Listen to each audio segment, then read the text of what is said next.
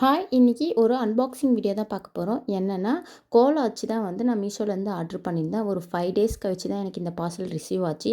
Open பண்ணி பார்த்துடலாமா? ஷாம் குட்டி தான் ஒரே ஆர்வமும் பக்கத்திலேயே உட்காந்து பார்த்துட்டு இருக்கான். நான் ஓப்பன் பண்ணது, ஒன்னொன்னுத்தையும் பிரிச்சது, எல்லாத்தையும் காமிச்சது, எல்லாத்தையும் அவ்வளோ ஆர்வமா பார்த்துட்டு இருக்கான். 140 ருப்பீஸ்க்கு ரொம்பவே சூப்பரான ஒர்த்து தான் சொல்லுவேன் நானு.